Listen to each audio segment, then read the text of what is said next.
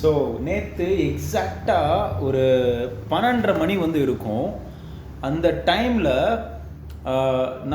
நம்மளுடைய ரெஸ்டாரண்ட்டை வந்துட்டு க்ளோஸ் பண்ணுற டைம் பார்த்தீங்கன்னா ஒரு 12:30 1:30 ஒரு சில நேரம் வந்து ஆயிரும். பட் நேற்று நான் கொஞ்சம் ஒரு 12:30க்கெலாம் வந்து நான் க்ளோஸ் பண்ணிவிட்டு நான் வெளியே வரும்போது, அதாவது நம்ம கடை வாசல்லேருந்து நம்ம கடை வாசல்லேருந்து கொஞ்சம் தூரம் ஒரு மெயின் ரோடு, அந்த நம்ம வில்லாபுரம் ஆர்ச் இருக்கும், அது தாண்டி அந்த மெயின் ரோட்டில் ஒரு 28 வயசு மதிக்கத்தக்க ஒரு பெண், அது அன்யூஷுவல், ரொம்ப அன்யூஷுவலாக இருந்தது. ஒரு பெண், அந்த பெண் கையில் வந்து ஒரு குழந்தை இருக்குது.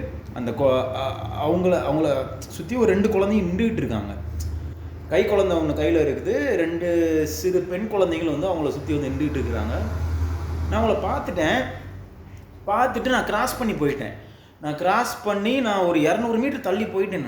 நான் ரொம்ப தூரம் தள்ளி நான் போயிட்டேன். எனக்கு ரொம்ப அன்யூஷுவலாகவே எனக்கு ஃபீல் ஆச்சு. எனக்கு ஏன் அவங்க நேரத்தில் இப்படி நின்றுக்கிட்டு இருக்காங்க, என்ன ஆச்சு ஏதாச்சும் எனக்கு ஒன்றுமே இல்லை. அந்த டைமில் உங்களுக்கே தெரியும், வெஹிக்கிள்ஸ்லாம் பெருசாக எதுவும் மூவ் ஆகாது. எந்த வெஹிக்கிள், பஸ் சப்போர்ட்டோ எந்த சப்போர்ட்டோ எதுவுமே இருக்காது. ரொம்ப இருட்டு வேறு. வந்துக்கிட்டு இருக்காங்க, யார்ட்டையோ வந்து ஃபோனில் ஒரு மாதிரி வந்து இது பண்ணி பேசிக்கிட்டு இருக்காங்க. நான் இம்மிடியேட்டாக வந்து மைண்டில் அதை ஓட்டிக்கிட்டே வந்து இம்மிடியேட்டாக நான் என்னோடய வெஹிக்கிளை நான் ஸ்டாப் பண்ணி யூ-டர்ன் எடுத்து நான் நேராக அந்த பெண்மணிக்கிட்ட போய் வந்து நான் கேட்குறேன், தமிழில் கேட்குறேன், என்ன ஆச்சுங்க, ஏன் குழந்தையோட நேரத்தில் வந்து இப்போ நின்றுக்கிட்டு இருக்கீங்க அப்படின்னு சொல்லி கேட்குறேன். அவங்களுக்கு நான் பேசுகிறது புரியலை. பிகாஸ் சீஸ் ஃப்ரம் நார்த், அவங்களுக்கு ஹிந்தி மட்டும்தான் அவங்களுக்கு தெரியும். அவங்க சொல்கிறாங்க நெய் ஹிந்தி அப்படின்றாங்க. எனக்கு ஃபுல் ஹிந்தி, எனக்கு ஃபுல்லாலாம் ஹிந்திலாம் எனக்கு அவ்வளோவா தெரியாது. ஸோ அவங்க பேசுறது எனக்கு புரியாதனால நம்ம கை அசைவில் நம்ம கேட்போம் இல்லைங்களா, சரி ஓகே சேஃபுங்களா அப்படின்னு சொல்லி நான் கை அசைவில் நான் கேட்குறேன். அவங்க இல்லை, அப்படி ஒரு மாதிரி அழுதுகிட்டே, கீழே குழந்தைங்க அழுதுகிட்டு இருக்காங்க. அவங்க அழுதுகிட்டே என்கிட்ட சொல்கிறாங்க, இல்லை பையாட்ட போகணும் அப்படின்ற மாதிரி அவங்க எனக்கு மீன் பண்ணுறாங்க. அவங்க பையா ஆக்சுவலாக மதுரையில் இருக்கார். இவங்க டெல்லியிலேருந்து வந்திருக்காங்க. அவங்க பையா கிட்ட வந்து போகிறதுக்கு பதிலாக தப்பி தவறி வந்து மதுரையில் வந்து ஒரு அன்னோன் பிளேஸில் வந்து அவங்க லேண்ட் ஆகிட்டாங்க. ஸோ இதுதான் வந்து ஆக்சுவலாக நடந்திருக்கு. அவங்க பையா வந்து ஆக்சுவலாக வீடியோ காலில் தான் இருக்கார். அவங்க பையாவுக்கும் வந்து அவ்வளோவா வந்து தமிழ் தெரியல. அவர் வந்து இவங்கக்கிட்ட எந்த லொக்கேஷனில் இருக்காங்கன்னு இவங்களுக்கு சொல்ல தெரியல. இவங்களுக்கு சொல்கிற லொக்கேஷன் இவங்களுக்கு வரவும் வந்து எதுவுமே அவங்களுக்கு தெரியல.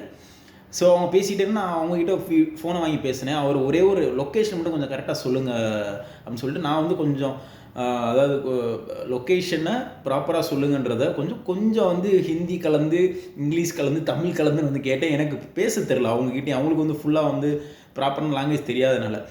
ஸோ அவங்க கரெக்டாக அந்த லொக்கேஷனை வந்து சொன்னார். நான் இம்மிடியேட்டாக என்ன பண்ணிட்டேன், அந்த குழந்தை இருக்காங்க இல்லையா, அந்த பாப்பாவுக்கு வந்து எனக்கு தெரிஞ்சு 3 வயசு தான் இருக்கும், 3-4 வயசு தான் இருக்கும். என்னோடய மடியில் தான் ஃப்ரண்ட்டில் நான் உட்கார வச்சுக்கிட்டேன். என்னோடய புல்லட்டில் பின்னாடி வந்துட்டு இன்னொரு பாப்பா உட்கார வச்சுக்கிட்டு, அவங்க அம்மா வந்து அதுக்கு பின்னாடி வந்து 2 கால் பின்னாடி போட்டு, அப்படி ஏறி உட்காருவாங்களே, லேடிஸ்லாம் ஏறி உட்காருவாங்க இல்லையா, அப்படி ஏறி வந்து அவங்க கை குழந்தைய அவங்க பிடிச்சிக்கிட்டாங்க. ஸோ பிடிச்சிக்கிட்டு எனக்கு லொக்கேஷன் எனக்கு ஷேர் பண்ண சொல்லி, அவங்க ஃபோனில் ஷேர் பண்ண சொல்லிட்டு அவங்கள போய் நான் பத்திரமா சேர்த்து, அவங்க அண்ணங்கிட்ட நான் வந்து பத்திரமா போய் நான் சேர்த்ததுக்கப்புறம் தான் எனக்கு திருப்தியாச்சு. ரொம்ப ரொம்ப திருப்தியாச்சு. ஆக்சுவலாக நேற்று மூமெண்ட் இது நடந்தது. Was very happy.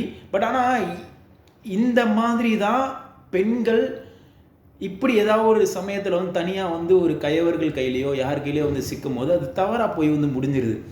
ஸோ இப்படி எல்லா இண்டிவிஜுவலுமே வந்து ஒரு ரெஸ்பான்சிபிள் எடுத்துக்கிட்டு ஒரு சேஃப் அண்ட் செக்யூர்டான ஒரு இது வந்து கொடுத்தா எப்படி இருக்கும். எல்லா பேருமே ஒரு சேஃப் அண்ட் செக்யூர்டு வந்து நம்ம பெண்களுக்கு வந்து கொடுக்கும்போது, அது இந்த பெண் வந்துட்டு நார்த் இந்தியாவிலேருந்து வந்திருக்கிறாங்க. நார்த் இந்தியாவில் ஒரு குழந்தைக்கு, நார்த் இந்தியா சேர்ந்த ஒரு குழந்தைக்கு ரீசெண்டாக அவங்களுடைய சார்ந்தவங்களே வந்து நடந்த விஷயம்லாம் இப்போது கேள்விப்பட்டிருப்பீங்க. ஸோ இந்த மாதிரி தவறுகள்லாம் நடக்கக்கூடாது அப்படின்னா every individual should take the responsibility. Every individual. இப்போ அந்த இடத்துல வந்துட்டு அங்கே போலீஸ் கிடையாது. நான் கிராஸ் ஆகி போனேன், அவ்வளோதான். போலீஸ் கிடையாது, யாரும் இருக்க மாட்டாங்க. ஏதாவது வந்து ஒரு ரைஸ் பண்ணவும் அவங்களுக்கும் தெரியாது. ரைஸ் பண்ணால் இம்மிடியேட்டாக போலீஸ் வந்துடுவாங்க ஸ்பாட்டுக்கு. அது 2வது பட்சம். இம்மிடியேட்டாக வந்து ஆக்ஷன் எடுத்துருவாங்க. பட் அந்த மாதிரி தெரியாமல் நிற்கிறவங்களுக்கு வந்து அந்த மாதிரி யாராவது நபர்கள் கிராஸ் பண்ணி போனால், இந்த மாதிரி நம்ம வந்து ஒரு அந்த சரியான நேரத்தில் செய்யும் உதவின்னு சொல்லுவாங்க இல்லையா, அதுதான். ஸோ எனக்கு ரொம்ப மன திருப்தியாக இருந்தது, மன ஆறுதலாக இருந்தது. எனக்கு மனசு உறுத்திக்கிட்டே இருந்த ஒரு விஷயம் ஒரு 10 நிமிஷத்தில் என் மனசுக்கு திருப்தி ஆகிட்டேன் நான். ரொம்ப நல்ல விஷயந்தான். பட் லெட்ஸ் சி, நம்மளுடைய இளைய தளபதி விஜயனோட ஆட்சியில் நிறையா விஷயம் இப்போ மாறிக்கிட்டே வருது. இந்த இப்போது சிங்கப்பெண், அதிரடிப்படை இதெல்லாம் வந்து நல்லாவே சிறப்பாகவே செயல்பட்டுட்டு இருக்காங்க. மதுரை மாவட்டத்திலே நானும் நிறையா பார்க்குறேன், நல்லாவே செயல்பட்டுக்கிட்டு இருக்காங்க. ஸோ நிறையா மாற்றங்கள் நிகழணும். எல்லோரும் வந்து ஒரு ஓன் ரெஸ்பான்சிபிலிட்டி எடுத்து நிறையா விஷயங்கள் கொண்டு வரணும். லெட்ஸ் சி, பார்க்கலாம்.